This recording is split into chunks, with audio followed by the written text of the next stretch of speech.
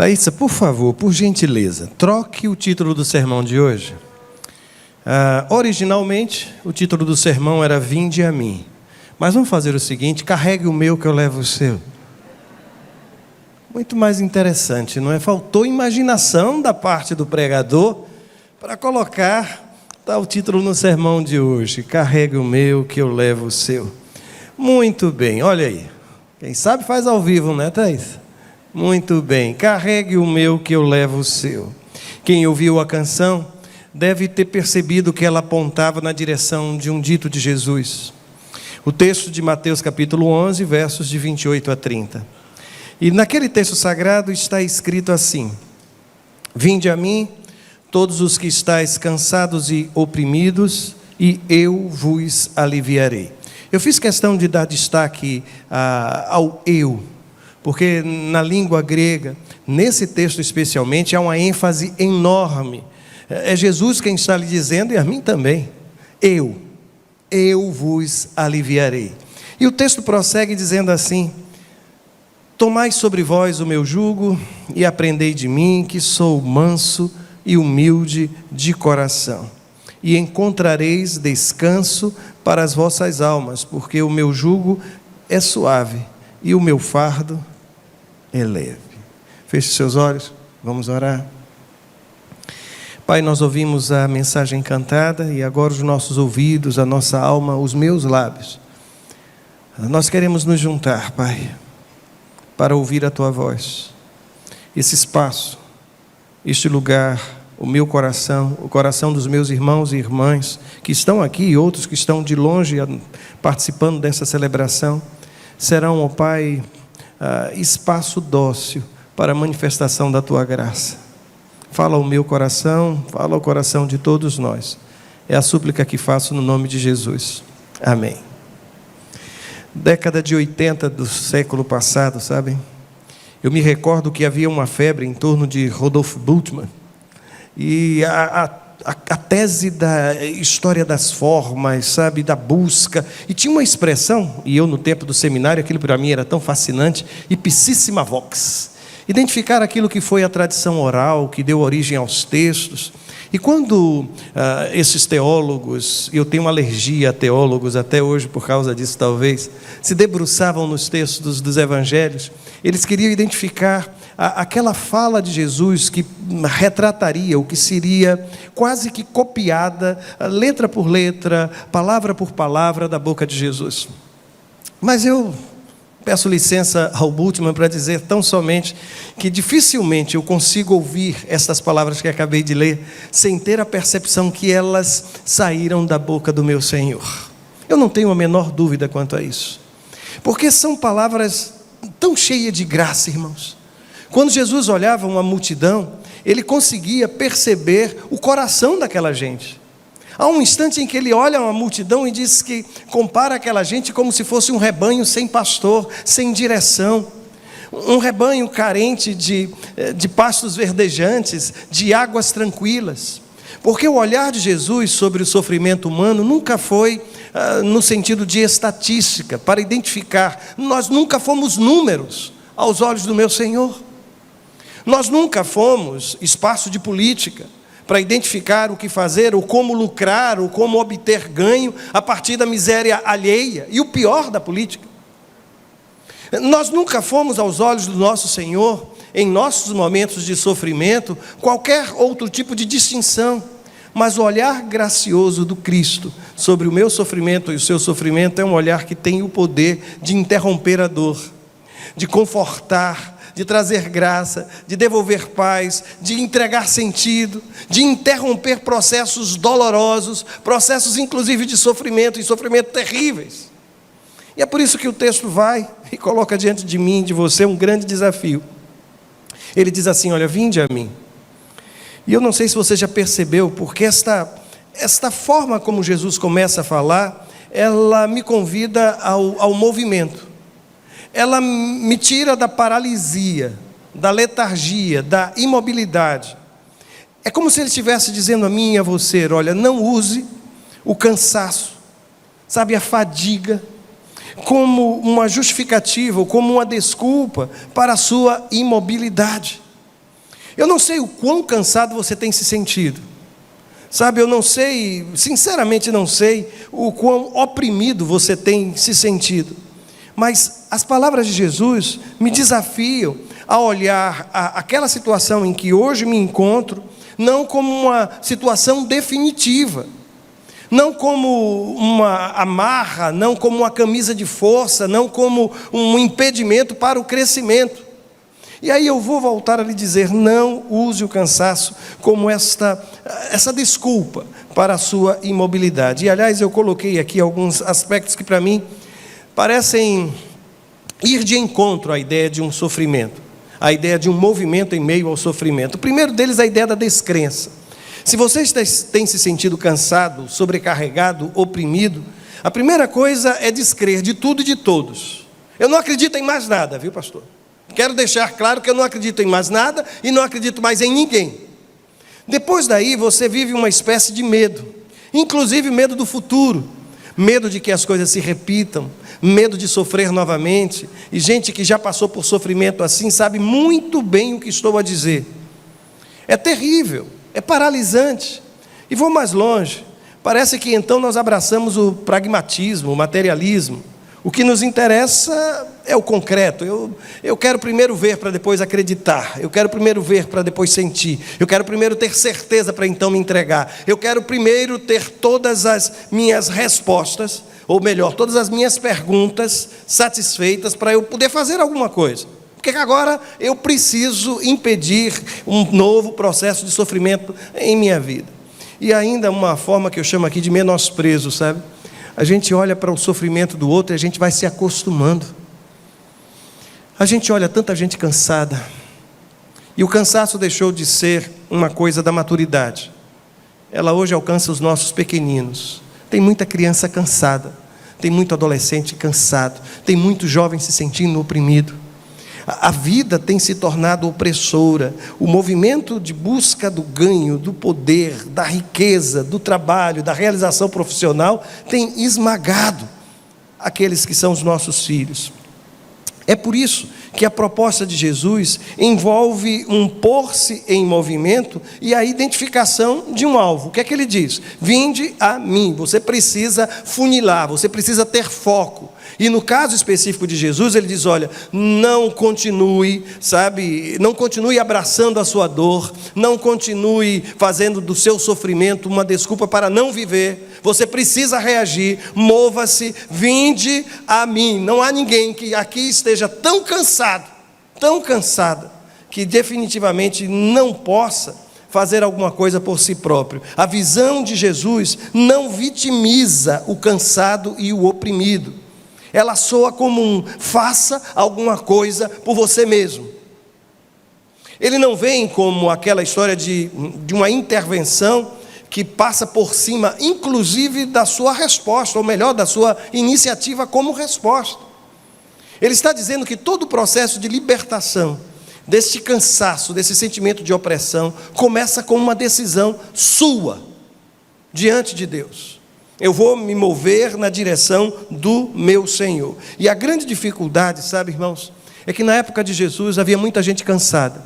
E especialmente cansada dos mestres, dos rabinos, da estrutura religiosa extremamente pesada. Jesus faz uma crítica séria à estrutura religiosa no seu tempo, no capítulo 23 do Evangelho de Mateus. E no versículo 4 ele diz assim, que aqueles homens, eles atam fardos pesados e os colocam sobre os ombros dos homens, mas eles mesmos não estão dispostos a levantar um dedo para movê-los. Consegue perceber qual é o mecanismo da religiosidade, irmãos? Ela é especialista em produzir fardos pesados. Ela é especialista em colocar estes fardos sobre os ombros dos outros. E esses mesmos religiosos, diz o texto sagrado, quem fala aqui é Jesus, eles não têm sequer qualquer disposição, qualquer coragem de levantar um só dedo para movê-los. E aí vem peso, irmãos, cobrança, dever, uma religiosidade que desconhece o prazer de estar na presença de Deus e substitui este prazer pelo dever, uma religiosidade que substitui o ser pelo fazer, o acontecer, o produzir. É por isso que quando Jesus olha para mim e para você, Ele fala e convida dois tipos de gente: os cansados e os oprimidos. E eu não sei se você consegue se identificar assim. Para ser mais claro, essa palavra aqui, cansados, que em outras traduções aparecem afadigados, demonstra aquela criatura que está se esforçando muito para executar aquelas coisas que são os seus deveres, e sente um peso enorme. Sabe aquele esforço absurdo? E que você às vezes pensa: meu Deus, por que para outras pessoas é tão mais fácil? Por que será que para mim as coisas são sempre mais pesadas? Por que será que tudo parece envolver um problema ainda maior? Tem gente que Jesus olha e diz assim: eu sei que você está cansado.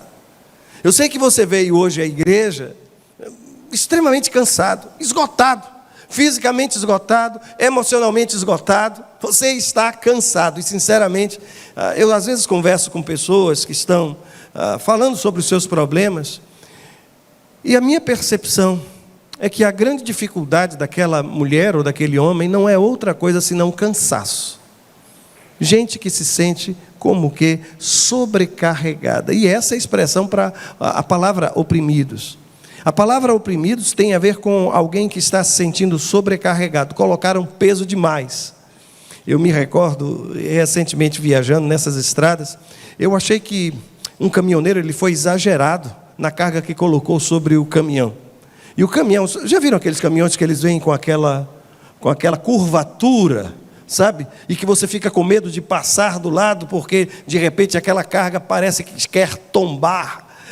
Sabe gente que vive no limite, que se colocar um pouco mais, se forçar um pouco demais, vai quebrar, e todo mundo sabe disso, mas ele não consegue enxergar. Jesus está falando sobre gente que está resistindo passivamente a um peso excessivo sobre os seus ombros.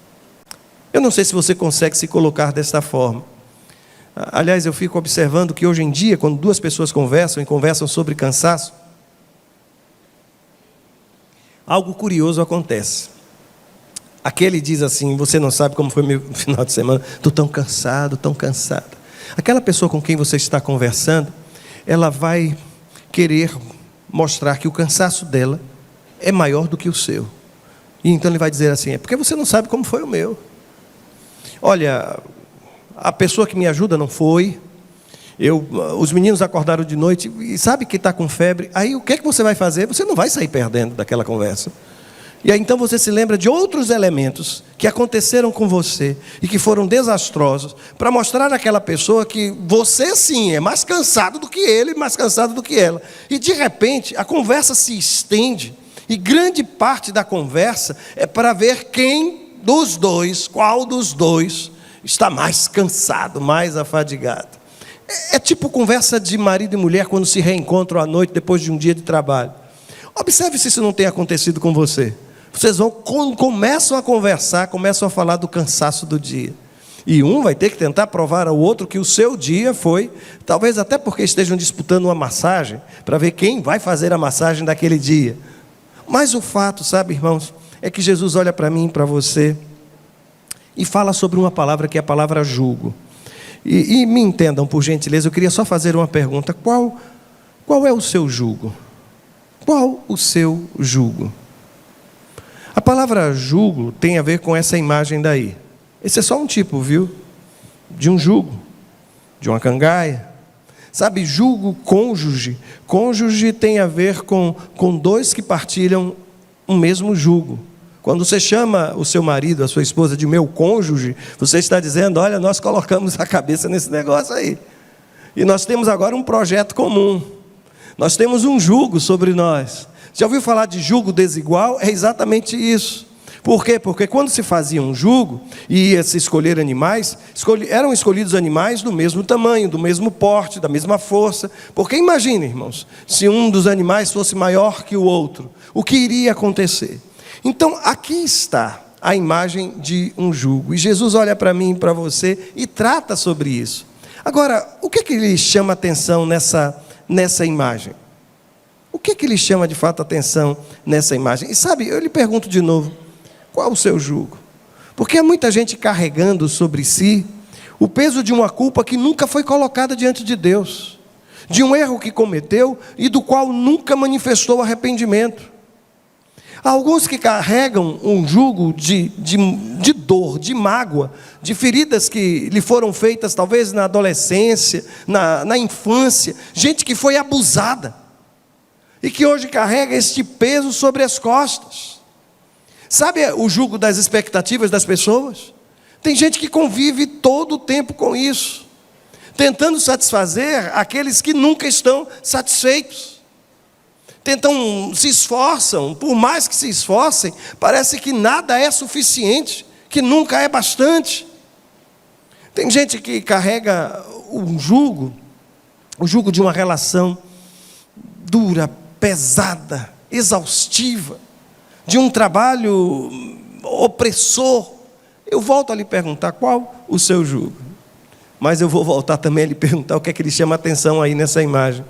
Porque eu acho fascinante a visão de Brodmann, quando ele fala sobre o jugo, que ele diz assim: um jugo é feito para dois, e nunca para um só. Então, quando Jesus fala comigo e com você, tomai sobre vós o meu jugo, vamos trocar, eu levo o seu, você leva o meu, ele está sugerindo que você não precisa carregar este peso sozinho. E você sabe quem vai estar do seu lado carregando esse jugo? Ele. É Deus quem vai estar ao seu lado. É o Espírito Santo de Deus. Por isso, quando você estiver pensando em casa, que está sozinho, sozinha, tentando fazer o provedor, a provedora, sabe, de tentar resolver tudo, você nunca esteve sozinho.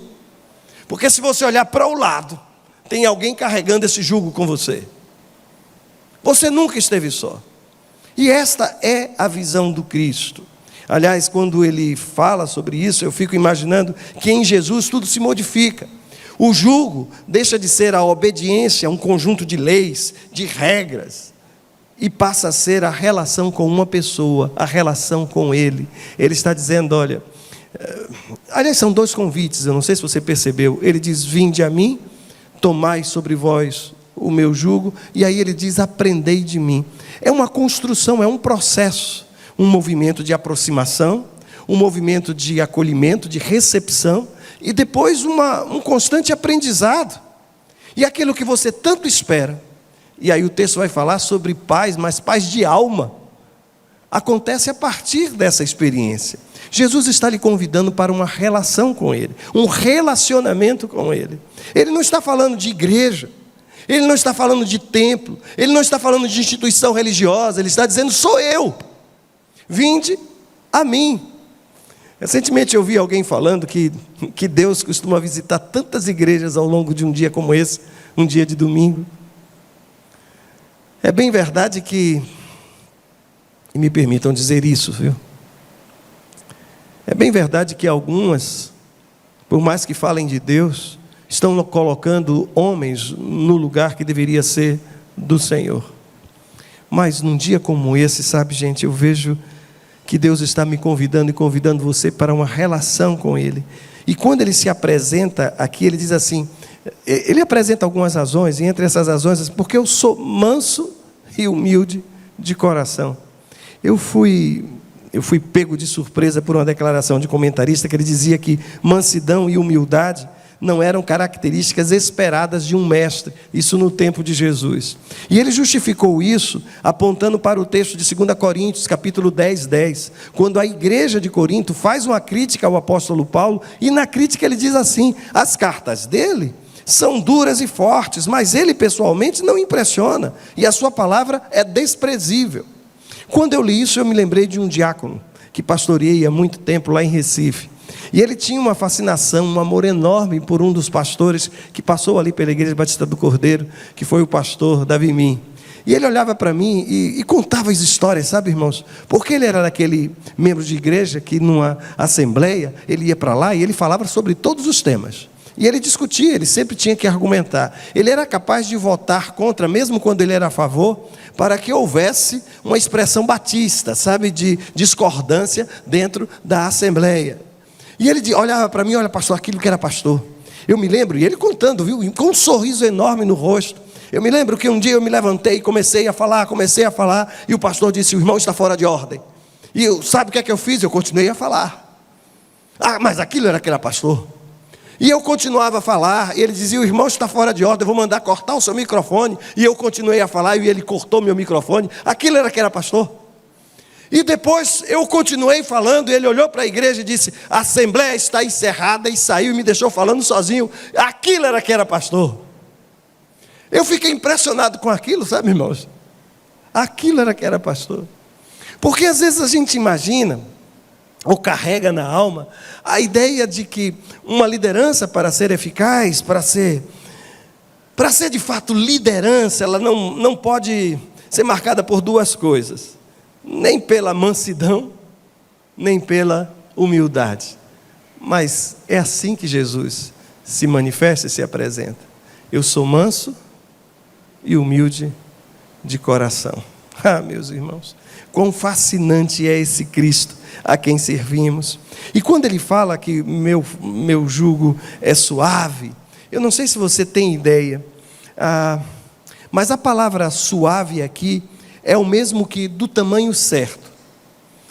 Sabe aquilo que você vai comprar e tiram as suas medidas?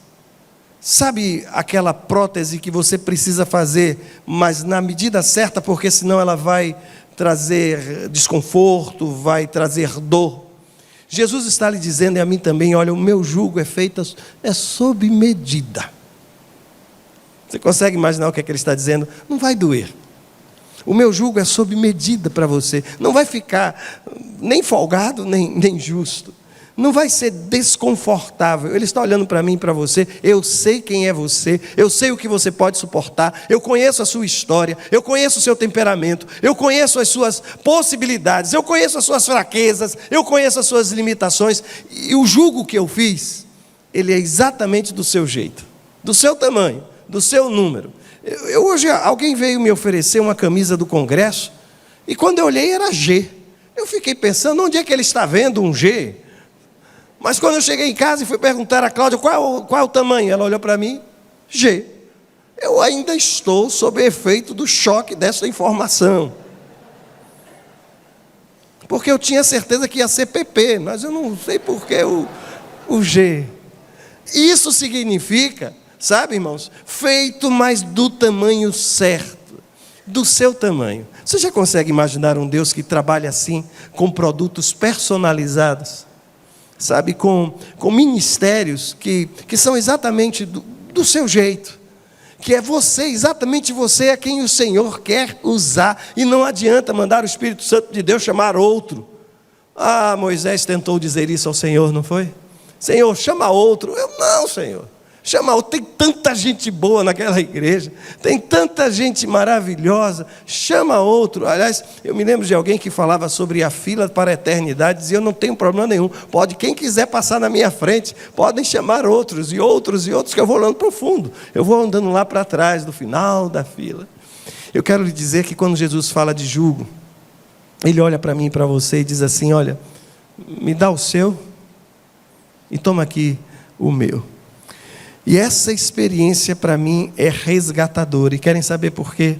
Porque Jesus é o único que pode dar descanso à sua alma. Os irmãos sabem que eu não tenho nenhum problema com medicação. Acho que elas são bênção de Deus. Mas medicações, elas não conseguem dar descanso à alma. Os irmãos sabem que eu não tenho nenhuma dificuldade com terapeutas, com psiquiatras, psicólogos, absolutamente. Mas querem saber? Só Jesus pode dar descanso para a sua alma. Sabe, eu sei que viajar faz um bem enorme. Quem aqui não gosta de viajar, não é, irmãos? Quem aqui? Eu sei que viajar faz um bem, tira muita coisa da cabeça da gente, mas deixa eu lhe dizer, as viagens, elas não trazem descanso para a sua alma. Sabe, tem gente que se sente tão mais leve quando vai fazer compras, eu conheço gente compulsiva, que numa época, numa situação de angústia, é capaz de comprar várias... Eu me recordo de uma pessoa especificamente que foi comprar produtos para cabelo e comprou vários de uma mesma marca, de um mesmo tipo, porque compulsivamente fazia do gastar, do comprar, uma espécie assim de analgésico, sabe, de alguma coisa que podia lhe conceder um mínimo de contentamento. Mas eu vou lhe dizer, isso também não vai lhe trazer descanso para a sua alma. Sabe, sentar num bar, tomar todas, posso lhe dizer, isso também não vai lhe trazer descanso para a sua alma. Outro dia, uma grande dor de cabeça, e o risco de algum acidente, se você tiver a ousadia, ou tiver o absurdo de pegar um carro e sair dirigindo. Isso não traz descanso para a sua alma.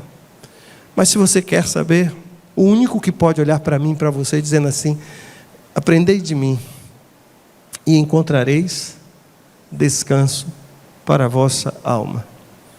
E aqui deixe-me falar com gente que está com a alma cansada. Não estou falando de corpo cansado, porque senão a gente vai começar a discutir para ver quem é que está mais cansado aqui, não é? Eu estou falando com gente cuja alma está cansada de acreditar em quem nunca mereceu sua confiança. E hoje você está fechada, não consegue mais se abrir com ninguém, porque foi ferido e foi ferida naquilo que lhe é muito caro, que é a fidelidade, que é a lealdade. Estou falando com gente que está cansada de igreja. Eu já participei daquela outra. Eu vim aqui, pastor, porque alguém me convidou, disse alguma coisa sobre a comunidade. Eu vim mais como curiosidade, para conhecer realmente. Mas sua alma está fechada, seu coração está fechado, porque você já passou por outras comunidades que lhe prometeram tantas coisas, mas à medida que você convivia com aquela comunidade, você percebia as distorções de comportamento e tantas outras coisas. Porque a igreja, irmãos, às vezes machuca. E eu não sei se é essa a sua situação. Gente cansada de família, gente cansada de trabalho, gente com a alma cansada de lidar com os mesmos problemas todo o tempo todo. Só existe uma alternativa para você. Só existe um caminho. E este caminho é Jesus. Ele é o único, irmãos, que pode trazer descanso para a minha alma e para a sua alma. Eu queria lhe desafiar a conversar com Ele agora e fazer aquela troca, sabe? Toma o meu, me dá o seu, e aí você vai dizer: Senhor, eu quero colocar esse jugo aos teus pés, eu quero me libertar do peso do pecado, e só há um caminho para fazer isso: arrependimento, confissão diante do Senhor, e ser lavado pelo sangue do nosso Senhor Jesus Cristo. Ele pode lhe perdoar, não importa o que você tenha feito. Ainda que seja um pecado que você diga: não, mas o que eu cometi foi muito grave. Não há nada que a cruz não possa transformar. Talvez seja o peso de uma amargura, de uma dor causada por alguém que passou pela sua vida, mas deixou marcas tão dolorosas, e lá está você, carregando esse jugo, destruindo o seu futuro em função de um passado doloroso que você experimentou. Converse com Deus agora e diga: Senhor, transforma a minha vida. Transforma, Senhor, a minha vida, em nome de Jesus. Converse com Ele em oração.